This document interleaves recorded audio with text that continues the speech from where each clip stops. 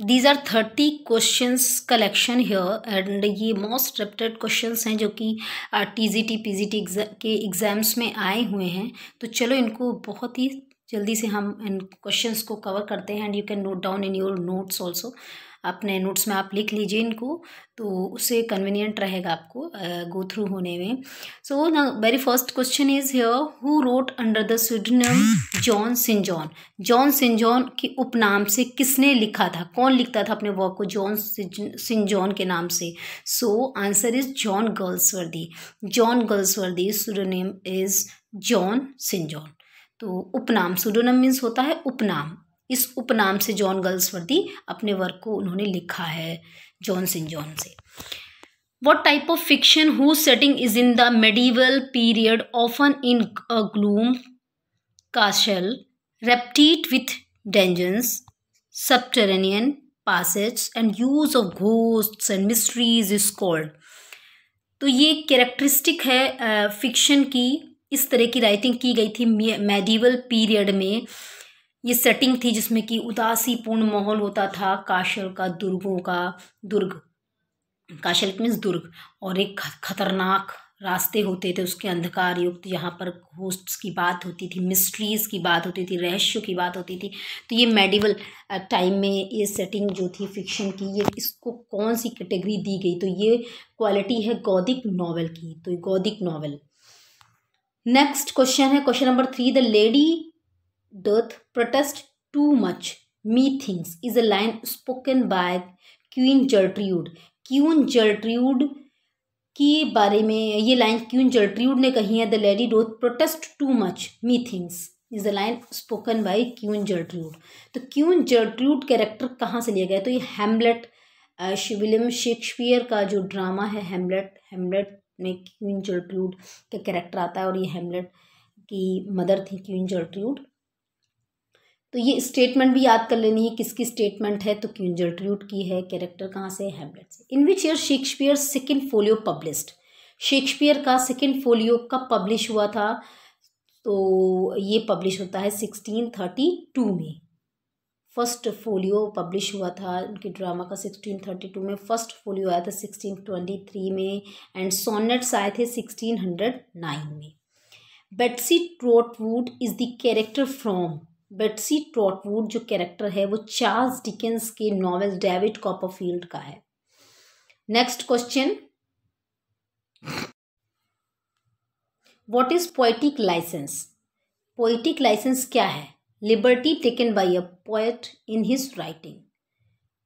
Liberty है जो कि पोएट लेता है अपने लेखन के दौरान में, जो वो आज़ादी को यूज़ करता है, जिस तरह की आज़ादी में वो अपने वर्क को लिखता है, अपने थॉट्स को लिखता है, this is called poetic licence. It was a question number 7, it was a Sunday morning in late October about 4 months after Tess Durbeyfield's arrival at Trantridge the lines has been taken from. ये lines कहाँ से ली गई हैं? तो ये lines ली गई हैं हार्डी, टॉमस हार्डी के novel Tess of the D'Urbervilles से। और इसमें जो है ये कौन सा दिन था? It was a Sunday morning in late October, Alec seduces Tess on that day actually. तो अगर आपने इस नॉवेल की थीम को पढ़ा होगा, टेस ऑफ द डे अर्बरवेल्स को, बहुत ही इंपॉर्टेंट नॉवेल है, क्वेश्चंस आते हैं इससे, तो आप इसको अच्छे से समझ गए होंगे। तो इसमें एलेक जो कैरेक्टर है वो सेड्यूस करता है टेस को इस दिन, तो ये याद भी करना है। कई बार क्वेश्चंस ऐसे भी रैंडमली पूछ दिया जाता है कि टेस को Alec seduces Tess on that day, so what was the day? कौन सा दिन था? That was Sunday.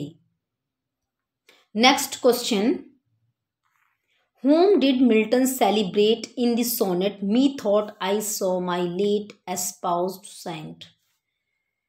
So answer is his second wife. second wife, his second wife के बारे में वो बात करते हैं अपने सोनेट में, methought I saw my late espoused saint. Question number 9, the टेरजा Raima is a stanza of. टेरजा Raima में कितने स्टेंजा होते हैं? तो कितने लाइन्स का स्टेंजा होता है? 3 lines stanza. Question number 10, Bede wrote his ecclesiastical history in language.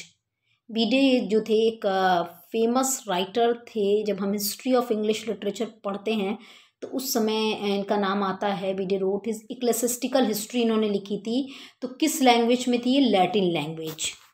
Next question, question number 11, who called Shakespeare the largest and the most comprehensive soul. So किसने ये उपाधि दी थी शेक्सपियर को कि the largest and the most comprehensive soul? So it is Dryden. Dryden ने Shakespeare के बारे में ऐसा कहा था। Next question,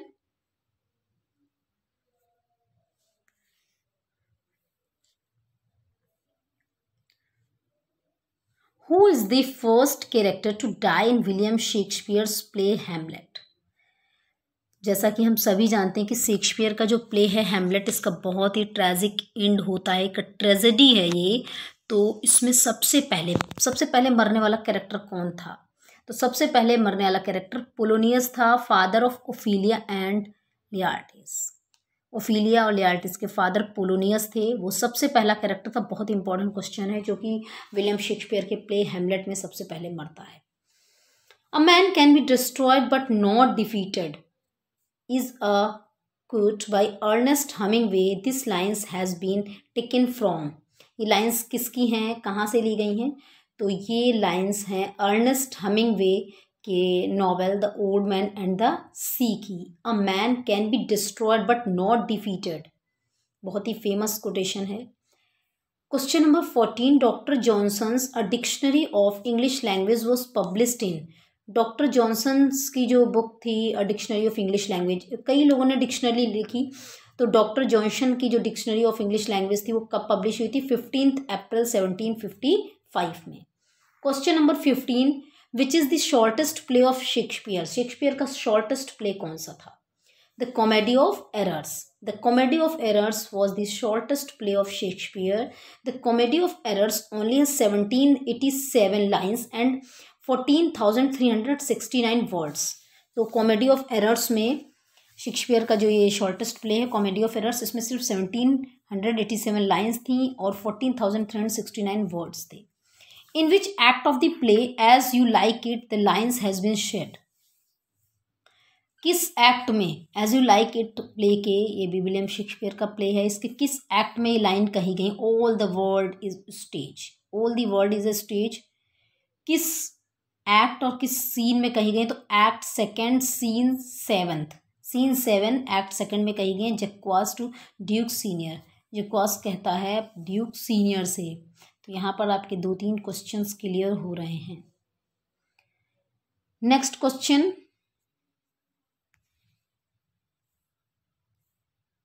To whom did Shakespeare dedicated his long narrative poem Venus and Adonis? Shakespeare की पोएम है वीनस एंड एडोनिस, इसको किसको डेडिकेट किया है शेक्सपियर ने? तो Earl of Southampton Henry Wriothesley को डेडिकेट किया है, Earl of Southampton Henry Wriothesley. When was Paradise Lost completed by Milton. Paradise Lost कब कंप्लीट की गई थी मिल्टन के द्वारा? 1665 में कंप्लीट किया था मिल्टन ने। The doctors dilemma is a play bye. Doctors dilemma play है जीबी शॉ का, जॉर्ज बर्नार्ड शॉ ने लिखा था ये play. Question number 20, GB shows first novel immaturity was completed in the year. GB Shaw का first novel कौन सा है? इमेच्योरिटी है। वैसे तो जीबी शॉ ने प्रॉब्लमेटिक प्ले ज़्यादा लिखे हैं, पर इनका एक नॉवल भी है इमेच्योरिटी, जिसको कि इन्होंने 1879 में कंप्लीट किया था। Which was Milton's first published poem in English. Milton की सबसे पहली पोएम कौन सी थी जो पब्लिश हुई थी? On Shakespeare, composed in 1630। Milton ने ये पोएम ऑन शेक्सपियर 1630 में कंप्लीट की थी, but published in the second folio of Shakespeare's play in 1632। लेकिन पब्लिश कब हुआ था? कि जब मिल्टन शेक्सपियर के प्लेस का सेकेंड फोलियो आया था 1632 में, तब ये पब्लिश हुई थी मिल्टन की poem on Shakespeare. Next question, poetry is a criticism of life under the conditions fixed for such criticism by laws of poetic truth and poetic beauty. Who among the following made the above statement? So ये किसकी statement है? Statements को लेकर के बहुत ज़्यादा questions आने लगे हैं इस समय एग्जाम में। आइदर इट इज़ UPTGT और PGT और LT ग्रेड एनीथिंग। तो कुछ भी हो, सब में इस तरह से स्टेटमेंट के क्वेश्चंस आते हैं। तो ये मैथ्यू अर्नोल्ट की लाइंस हैं, poetry is a criticism of life under the conditions fixed for such a criticism by laws of poetic truth and poetic beauty. From the essay of poetry कहाँ से ली गई हैं? मैथ्यू अर्नोल्ट का जो work है from the essay the study of poetry से। When was John Galsworthy awarded Nobel prize for literature? John Galsworthy को most reputed question है ये, कब दिया गया था नोबेल प्राइज लिटरेचर के लिए? तो 1932 में दिया गया था। उनके किस वर्क के लिए दिया गया था? फॉर फॉरसाइट सगा के लिए दिया गया था। Is a series of 3 novel and 2 interludes. Forsyte सगा जो उनका वर्क है जॉन गोल्सवर्दी का, इसके लिए इनको नोबेल प्राइज दिया गया था। और ये एक सीरीज है 3 नॉवेल्स की और 2 इंटरल्यूड्स की। 3 नॉवेल्स इसमें हैं और 2 इंटरल्यूड्स हैं। तो ये फॉरसाइट सगा 1922 में पब्लिश हुआ था। इसको हम ऐसे याद कर सकते हैं कि 1922 में फॉरसाइट सगा पब्लिश हुआ था, उसके 10 ईयर्स बाद जॉन गोल्सवर्दी को नोबेल प्राइज मिला था 1932 में। Next question, Caesar and Cleopatra is a play by. Caesar and Cleopatra एक प्ले है, किसने लिखा है? तो जीबी शॉ ने लिखा है और ये पब्लिश हुआ था 1901 में। प्लेस फॉर प्यूरिटन्स 1901 में पब्लिश हुआ था जीबी शॉ का ये play Caesar and Cleopatra. Who called Shakespeare's play trivial and positively bad? Who called Shakespeare's plays trivial and positively bad? किसने शेक्सपियर्स के प्ले को बहुत ही तुच्छ कहा है और बुरा कहा है? तो लियो टॉल्स्टॉय ने कहा है, Leo Tolstoy. Next question,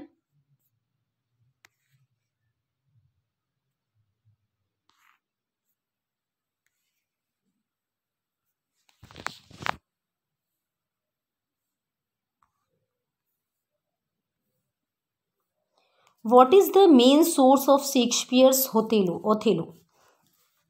Shakespeare की जो ट्रेजेडी है ओथेलो, उसका मेन सोर्स क्या था? कहाँ से इंस्पायर होकर के या कहाँ से सोर्स मिला था विलियम शेक्सपियर को ये प्ले ओथेलो लिखने का? So the answer is the Hecatommithi. Hecatommithi is a collection of tales published in 1565। Hecatommithi एक कलेक्शन है, हिकोटोमिटी इसका राइट प्रोनाउंसिएशन है हिकोटोमिटी। ये एक कलेक्शन है स्टोरीज़ का जो कि पब्लिश हुआ था 1565 में बाय जिरार्डी सिंथियो के द्वारा। और वहीं से विलियम शेक्सपियर को अपना ये प्ले ट्रेजेडी ओथेलो लिखने का इंस्पिरेशन मिला था, सोर्स मिला था। Next question, question number 27, who introduced rhyme royal first? Actually मैंने अभी जस्ट इस वीडियो के पहले ही एक वीडियो अपलोड किया है हिस्ट्री ऑफ इंग्लिश लिटरेचर को, उसमें राइम रॉयल के बारे में बात की है। So what is rhyme royal? Rhyme royal is the 7 line stanza poem. तो ये राइम रॉयल को सबसे पहले किसने इंट्रोड्यूस किया था? चौसर ने इंट्रोड्यूस किया था राइम रॉयल को। और किसमें? ट्रोइलस एंड क्रिसीड, इनकी जो पोएम का कलेक्शन था उसमें इन्होंने इसको राइम रॉयल को इंट्रोड्यूस किया है चौसर ने। Who introduce rhyme royal first? Chaucer. किसमें? इन अपने वर्क पोएटिक वर्क में ट्रोइलस एंड क्रिसीड में। In which act of the play Hamlet grave digger scene took place? Hamlet का digger scene, grave digger scene, कब्र खोदने का scene कहाँ होता है? किस एक्ट में, किस सीन में होता है? तो बहुत ही इंपॉर्टेंट सीन है ये, act 5th scene fifth act में और फर्स्ट सीन में। Who commented, perhaps no one has made so great as the first major link of wish and duty in the individual character as Shakespeare did? किसने comment किया है ये comment है Goth का, John Wolfgang Goth. तो गोदे का full name जो है जॉन वुल्फगैंग गोथ है and he was the contemporary of Shakespeare and all. So on the models of whose problem plays did Goldsworthy write his plays? On the models of whose problem plays, हम गोल्सवर्दी को problem plays के लिए जानते हैं। तो किस model पर गोल्सवर्दी ने भी प्रॉब्लम प्लेस लिखने शुरू किए थे? तो इट वाज हेनरिक इब्सन के मॉडल पर ही इन्होंने प्रॉब्लम प्लेस जॉन गोल्सवर्दी ने लिखे थे। इनके प्रॉब्लम प्लेस हैं स्ट्राइफ एंड ऑल, तो जो भी सोशल इश्यूज होते थे, प्रॉब्लम्स होती थी, उनको लेकर के जॉन गॉल्सवर्दी ने जस्टिस, तो ये सब प्लेज लिखे थे. So that's it for today's video, and I hope कि I inculcated many more knowledge in your other preparation of UP, TZT, PZT or LT grade exams, DSSP and whatever competitive exams for an English teacher. So अगर आपको helpful prove हुआ video, इसी तरह के videos को देखते रहने के लिए, क्वेश्चनायर पाने के लिए आप वीडियो को ज़रूर लाइक करें, as well as subscribe also. Channel को सब्सक्राइब कर लें, साथ ही वीडियो को लाइक करें. And thanks for watching and keep learning here with me. And if you have any query and doubt, so you can comment me. I will try to reply. Thanks for watching. We'll meet you with another video.